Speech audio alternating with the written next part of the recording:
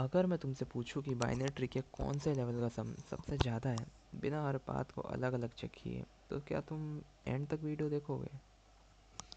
तो चलो आज का प्रॉब्लम नंबर सॉल्व करते हैं। आई मीन लीड कोड का प्रॉब्लम नंबर 1161 यानी कि 1161, maximum level sum of a binary tree question को सॉल्व करते हैं। तो चलो पहले क्वेश्चन पढ़ लेते हैं। वैसे एक मीडियम लेवल क्वेश्चन है। Given the root of a binary tree, the level of its roots is 1, the level of its children is 2, and so on.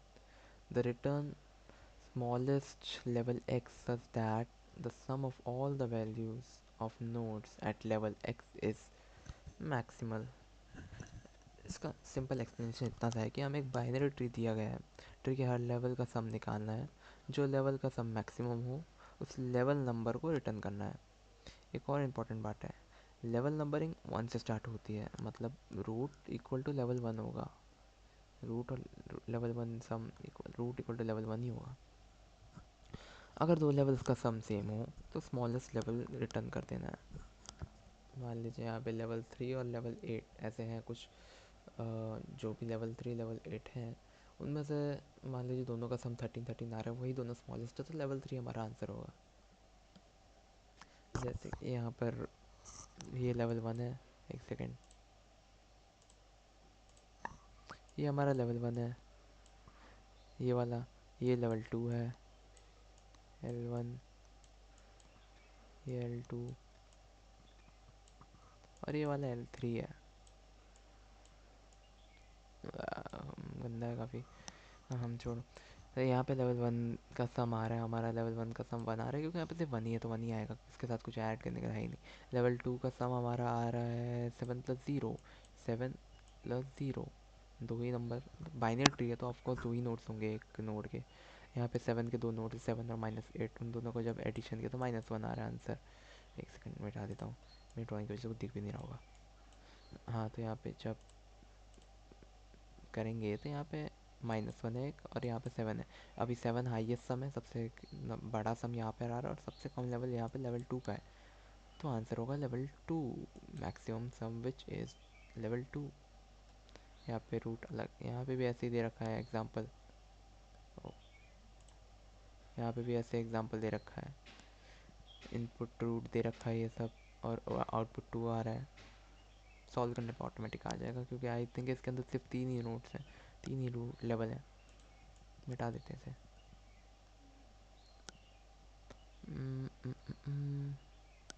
चलो मिटा दिया। तो इसको आप सॉल्व कैसे करें? एग्जांपल तो हमने देख लिया, अब इसे सॉल्व कैसे करें? अभी इस प्रॉब्लम में हम डी एफ एस सर्च नहीं कर सकते, क्योंकि हमें डेप्थली आई मीन हाइट तो देखनी है ही, लेकिन फर्स्ट हमें नोट्स के लेवल देखना है। तो इसके अंदर हम बी एफ एस यूज़ करेंगे, यानी कि लेवल ऑर्डर ट्रेवर्सल, क्योंकि हमें कम करना है, काम करना है level by level, node by node नहीं। तो हमें एक पूरे लेवल सॉरी हमें एक हमें एक पूरे लेवल पे पहले एक बार काम करना है, देन आफ्टर अगले लेवल पे जाके उनके सारे नोड्स पे काम करना है। तो ये लेवल बाय लेवल का काम है, नोड बाय नोड से नहीं होगा। समझे क्या? सो लॉजिक समझते पहले। बी एफ एस के लिए हमेशा क्यू का यूज़ होता है। क्यू हमें हेल्प करता है एक टाइम पे एक पूरे लेवल प्रोसेस करने में। सबसे पहले रूट का क्यू में पुश कर देंगे, मतलब रूट को क्यू में पुश कर देंगे, एक क्यू बनाएंगे। एक हम एस यार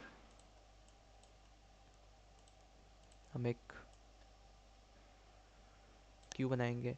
उसके अंदर पहले तो इसके अंदर से ये इधर गया, एक जाएगा। जैसे इस लेवल का काम खत्म होगा इधर से नीचे से निकल जाएगा, और फिर इन दोनों को अंदर डालेंगे। इन दोनों को सम करके एक बार प्रोसेस होने के बाद इसको बाहर निकाल देंगे। देन आफ्टर ऐसे ही प्रोसेस कंटिन्यू होता रहेगा हर एक नोड के लिए, मतलब एक लेवल का काम खत्म होने के बाद उसको क्यू से निकाल दिया जाएगा, पॉप कर दिया जाएगा, और देन आफ्टर अगले लेवल के सारे नोड वैल्यूज़ क्यू के अंदर वापस डाल के प्रोसेस करे जाएंगे। अभी फ़िलहाल तो हम इनिशियली मैक्सिमम सम 1 रखेंगे, क्योंकि फर्स्ट नोड ही 1 है।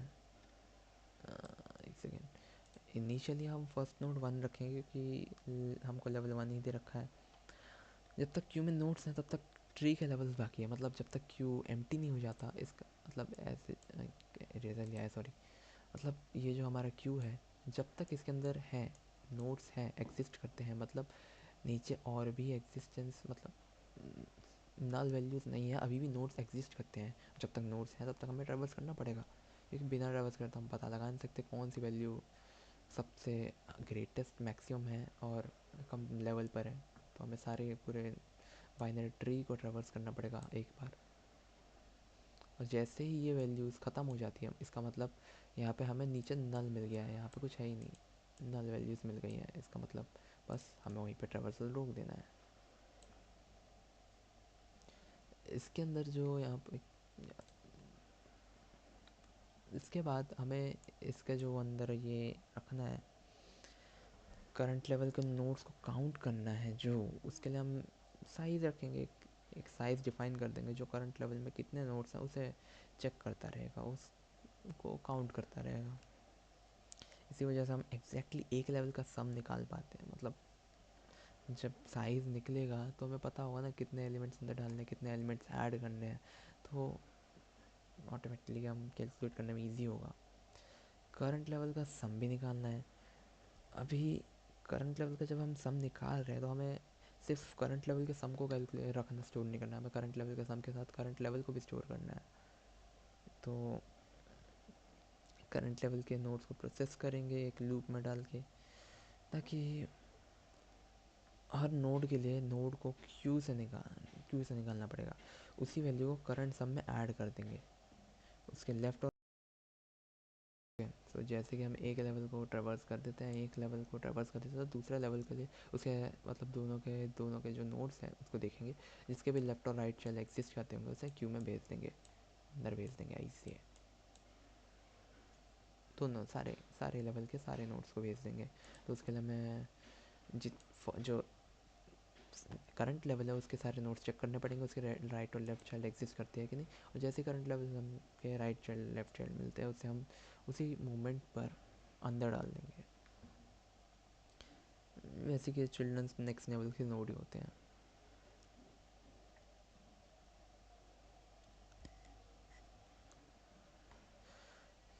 तो चलो अब चेक करते हैं कि करंट लेवल का जो सम है, ये जो करंट लेवल का जो सम है यहाँ पे 7 है, ये प्रीवियस लेवल के सम से यानी कि यहाँ पे जो 1 है उससे ग्रेटर है कि नहीं। अभी यहाँ पे तो ये ग्रेटर है, तो हम यहाँ पे एक मैक्स सम जो बनेगा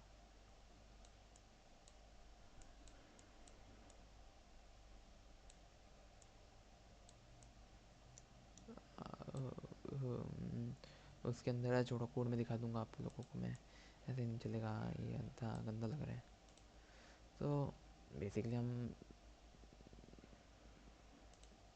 इसके अंदर देख लेंगे, कोड के अंदर देख लेंगे, मैं आपको बता दूंगा मैक्सिमम जो भी बनाऊंगा मैं। और हाँ, जैसे हमें मतलब पता लगता है कि अगर ये वाला सम मतलब अगर ये वाला स्मॉलर है इससे, लेट्स अज्यूम कि जो प्रीवियस नोड है, प्रीवियस लेवल है, वो करंट लेवल से छोटा है, तो हम लेवल को प्लस प्लस करेंगे। और अगर प्रीवियस लेवल करंट लेवल से बड़ा है, मतलब जो सम है मान लीजिए 7 है और ये -1 है, तो हम इसी को रखेंगे लेवल लेवल उधर इफ़ एल्स स्टेटमेंट लगा देंगे। तो उसके अंदर हमें लेवल को प्लस प्लस नहीं करना पड़ेगा, लेवल को प्लस प्लस नहीं करना पड़ेगा। लेकिन अगर मतलब अगर ये बड़ा है, मान लीजिए ये 10 है, ऐसा कुछ आ गया, माइनस नहीं है 10 है, तो वहाँ पे हमें लेवल को प्लस प्लस करना पड़ेगा। गंदा है, ठीक है, उस सिचुएशन में हम लेवल को प्लस प्लस करेंगे, ताकि हम अलग अलग लेवल्स को कंपेयर कर सकते हैं, सिर्फ हाईएस्ट हम को ही कंपेयर कर सकें। और ये प्रोसेस अब तक रिपीट करनी जब तक क्यू एम्प्टी ना हो जाए, बस इतना ही है। तो चलो कोड करते हैं। तो सबसे पहले तो यहाँ पे हमें एक इंट फंक्शन दे रखा है, मैक्स लेवल सम फंक्शन दे रखा है। तो चलो अब हम एक क्यू बनाते हैं जो tree node pointer, what the hell.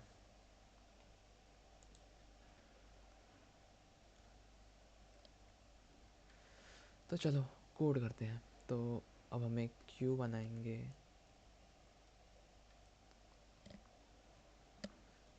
Tree node pointer रखेंगे उसमें जो कि क्यू है, मतलब ये बेसिकली ट्री नोड पॉइंटर का टेम्प्रेरी क्यू है।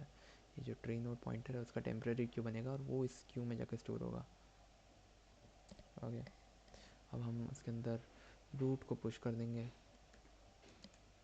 Q push, sorry. अभी हम इनिशियल केस डालेंगे यानी बेस केस डालेंगे, जो भी हम डीपी में भी पता होगा बेस केस कैसे डालते हैं आप लोगों को। तो इंट लेवल इक्वल टू 1 कर देंगे, फिर आंसर लेवल इक्वल टू 1 करेंगे। थोड़ा अच्छा लिखना चाहिए इसलिए। Int max sum equal to root value, मतलब मैक्स सम के अंदर रूट की वैल्यू डाल रहे हैं यहाँ पर। जो रूट पॉइंट कर रहा है वैल्यू को, जो एरो है वो बेसिकली वैल्यू, रूट के अंदर जो वैल्यू वो मैक्सिमम सम के अंदर स्टोर कर देगा, इनिशियलाइज कर देगा। वाइल लूप चलाएंगे एक, जिसके अंदर हम चेक करेंगे कि क्यू एम्प्टी तो नहीं है। अगर एम्प्टी नहीं है, मतलब जब तक क्यू एम्प्टी नहीं है, यानी कि जब तक क्यू एम्प्टी नहीं है, ये केस ट्रू है, तब तक वाइल लूप रन करेगा। इंट साइज़ बनाएंगे एक, जिसके अंदर हम क्यू का साइज़ देखेंगे। क्यू का साइज़ बेसिकली वो एक लेवल को ट्रेवर्स कर रहा था, लेवल का साइज़ देख रहा है। और फिर एक कर्सम बनाएंगे जो करंट सम स्टोर करेगा। अब एक फॉर लूप चलाएंगे जिसके अंदर int i equal to 0, i less than size i plus plus. Basically ये साइज तक चल रहा है लूप और आई प्लस प्लस हो रहा है 1 के इंक्रीमेंट से। जब आई प्लस प्लस हो रहा है तब, अच्छा मतलब तब नहीं, एक ट्री नोड जो पॉइंटर था उसका एक नोड लेंगे और उसके अंदर फ्रंट के अंदर डाल देंगे उसको,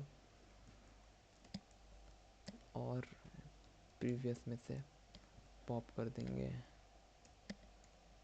फिर जो कर्सम है उसके अंदर, एक सेकेंड, कर्सम मैंने कैसे लिखा था, ऐसे लिखा था, ठीक है।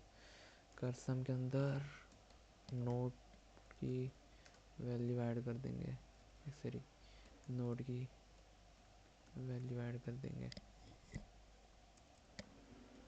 इफ नोड लेफ्ट चाइल्ड है,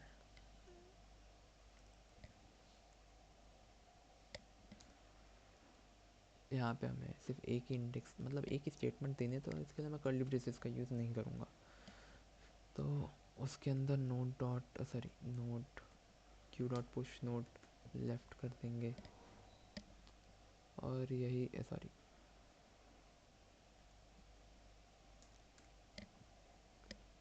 और इफ देंगे अगर, अरे आईडी नहीं, इफ नोड ये वाला राइट है अंदर, फिर से हम क्यू डॉट पुश कर देंगे node right,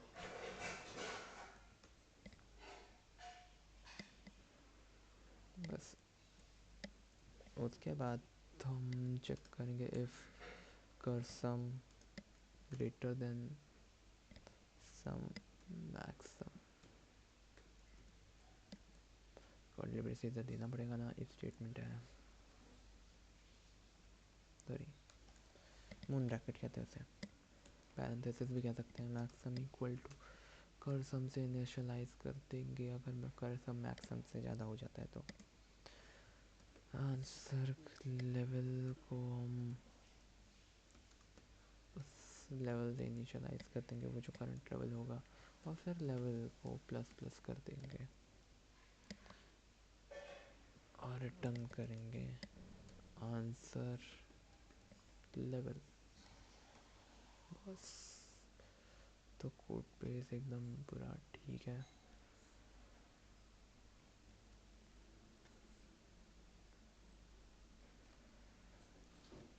perfect, let's submit.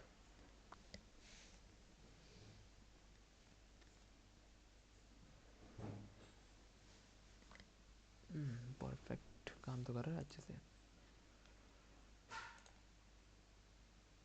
हाँ मतलब ठीक है। ओके, तो इसकी time complexity big of n है क्योंकि हम हर नोड को एक बार विजिट करते ही हैं। और वर्स्ट केस में स्पेस कॉम्प्लेक्सिटी इसकी बिग ऑफ एन हो जाएगी क्योंकि क्यू एक पूरा लेवल स्टोर कर रहा है। ओके, तो इस प्रॉब्लम का मेन टेक अवे ये है कि जब भी लेवल वाइज इंफॉर्मेशन चाहिए हो तो बी एफ ए सबसे क्लीन अप्रोच होती है। अगर एक्सप्लेनेशन हेल्पफुल लगा हो तो वीडियो को लाइक करो और daily leet code problems daily सिर्फ मीडियम हार्ट्स के लिए इजी मैं सॉल्व नहीं करता हूँ, इजी इजी होते हैं, मीडियम और हार्ड क्वेश्चन सॉल्व करते हैं। सो ऐसे ही मीडियम और हार्ड क्वेश्चंस के सॉल्यूशंस देखने के लिए चैनल को कर दो सब्सक्राइब, कि आगे भी आपको मेरी वीडियोस मिलते रहें और शेयर भी कर देना।